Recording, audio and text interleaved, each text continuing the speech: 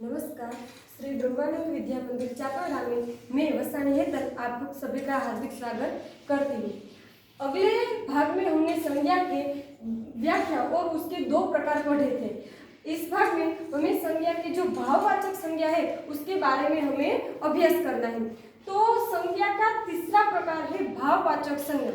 भाववाचक संज्ञा है किसे कहते हैं? तो कि जो संज्ञा व्यक्ति की भाव, दशा, गुण आदि को दर्शाता है। जो व्यक्ति है उसके अंदर जो भावनाएं होती है, जो भाव होती है, उसकी जो दशा है और उसकी अवस्था है, उसे और गुण उसे भाववाचक संज्ञा हम कहते हैं। जो मैंने यहाँ पर लिखा है और व्यक्ति के भाव में कौन क्या आता है?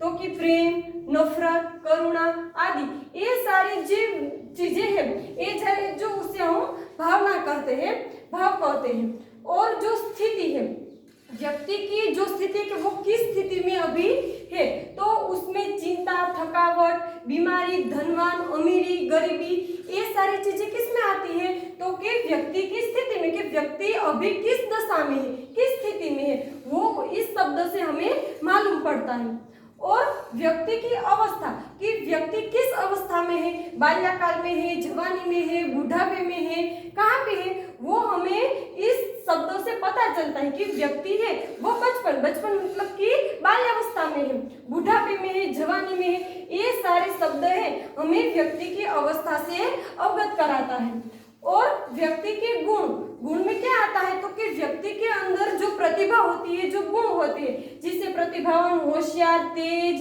कमजोर, ये सारी चीजें हैं वो व्यक्ति के गुण है। तो भाववाचक संज्ञा है उसमें व्यक्ति के भाव, उसकी स्थिति, उसकी अवस्था, उसके गुण, ये सारे जो है वो भाववाचक संज्ञा में आते हैं। यहाँ मैंने 3 उदाहरण लिखे हैं भाववाचक संज्ञा के, इसमें से हमें भाववाचक संज्ञा को ढूंढना है। तो पहला उदाहरण है राहुल दौड़ में तेज है। यहाँ पर मैंने ये लिखा है कि राहुल दौड़ने में तेज है। तो इनमें से कौन सा शब्द ऐसा आता है जो उसकी भावना को दर्शाता है? तो कि तेज, जो तेज शब्द है वो क्या दर्शाता है? तो कि राहुल की जो उसका गुण है कि वो दौड़ने में तीव्र है, तेज है, इसलिए तेज शब्द है वो भाववाचक संज्ञा में आता है। दूसरा उदाहरण है लक्ष्मीचंद बहुत धनवान है। जो लक्ष्मीचंद है वो एक व्यक्ति है, वो कैसे है? तो कि धनवान है। धनवान उसकी क्या है? तो कि स्थिति है कि वो एक धनवान है, इसीलिए धनवान शब्द है वो भाववाचक संज्ञा में आता है।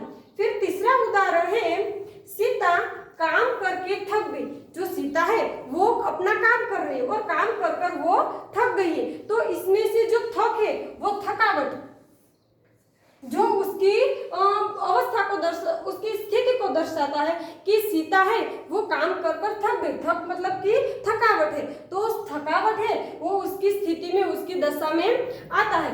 तो इस तरह से भाववाचक संज्ञा को हम ढूंढ सकते हैं। भाववाचक संज्ञा के बाद समूहवाचक संज्ञा। समूहवाचक संज्ञा किसे कहते हैं? समूहवाचक संज्ञा की व्याख्या है जिस संज्ञा से व्यक्ति या पदार्थ के समूह का बोध होता है, समूह का बोध कराता है, उसे समूहवाचक संज्ञा कहते हैं।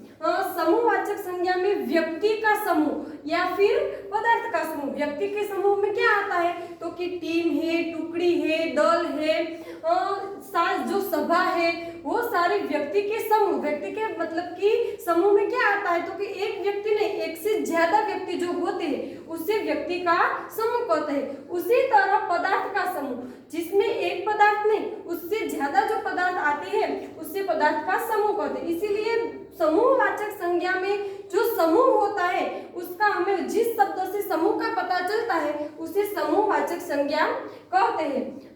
यहाँ मैंने उदाहरण लिखे हैं, उनमें से हमें समूहवाचक संज्ञा को ढूंढना है। तो उसमें पहला उदाहरण है सभा में कौन कौन आया था।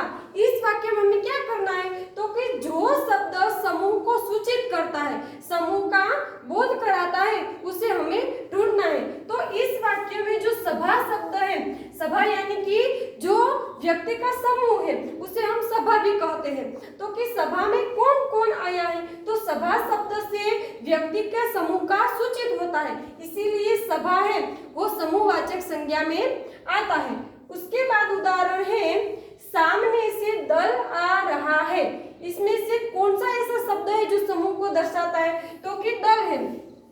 दल यानी कि कोई भी जो समूह होते हैं, जो टीम होती है, वो सामने से आना, तो दल शब्द है वो समूह को दर्शाता है, इसीलिए दल है वो समूहवाचक संज्ञा है।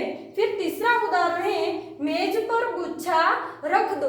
गुच्छा यानी कि फूल का जो समूह होता है उससे हम गुच्छा कहते हैं, तो गुच्छा शब्द है वो समूहवाचक संज्ञा है। तो इस तरह से वाक्य में हम समूहवाचक संज्ञा को ढूंढ सकते हैं। समूहवाचक संज्ञा में हमें व्यक्ति या पदार्थ का जो समूह दर्शाता है उस शब्द को हम समूहवाचक संज्ञा कहते हैं। उसके बाद जो पांचवा प्रकार है द्रव्यवाचक संज्ञा। हमने संज्ञा के पांचों प्रकार पढ़े, उसका अंतिम यह प्रकार है द्रव्यवाचक संज्ञा। तो द्रव्यवाचक संज्ञा किसे कहते हैं, तो जिस संज्ञा से या जिस शब्द से धातु और खाने पीने की चीज का बोध होता है, जो खाने पीने की चीज होती है और जो धातु होता है, वो दो ही चीजें हैं, वो द्रव्यवाचक संज्ञा में आता है। क्योंकि द्रव्यवाचक संज्ञा में कोई भी पदार्थ होता है उससे हम माप तोल कर सकते हैं, उसे गिन सकते हैं नहीं, इसीलिए जिस चीज का हम नाप तोल कर सके वो सारी चीजें द्रव्यवाचक संज्ञा में आती हैं। तो कोई भी धातु हो या खाने पीने की चीज हो जो उसका हम नाप तोल कर सकते हैं, उससे हम द्रव्यवाचक संज्ञा में लेते हैं। तो उसके उदाहरण है, पहला उदाहरण यह लिखा है सोना कीमती धातु है। तो यहाँ पर जो धातु है कि जो सोना शब्द है, यहाँ पर मैंने सोना लिखा है, तो एक धातु है, जो सोना है, चांदी है, पीतल है, लोहा है, वो सारे क्या है, तो कि धातु है जिससे हम नाप तोल कर खरीद सकते हैं। तो सोना कीमती धातु है, तो सोना शब्द है वो एक धातु है, इसीलिए वह द्रव्यवाचक संज्ञा में आता है। उसके बाद उदाहरण है बिल्ली दूध पी रही है। इसमें जो दूध शब्द है, दूध वो क्या है, तो कि पीने की चीज है, हम उससे नाप तोल कर खरीद सकते हैं, इसीलिए जो दूध शब्द है उससे हम द्रव्यवाचक संज्ञा में लेते हैं। और फिर तीसरा उदाहरण है मुझे लोहे की चीज चाहिए। हम कहीं भी जाए तो हमें कोई भी चीज चाहिए, तो उसमें लोहे की चीज, लोहा क्या है, तो कि वह एक धातु है, इसीलिए वो भी द्रव्यवाचक संज्ञा में आता है। तो इस तरह से हमें संज्ञा की व्याख्या और पांचों प्रकार का अभ्यास किया, तो इस तरह से हम वाक्य में से संज्ञा ढूंढ सकते हैं। नमस्कार।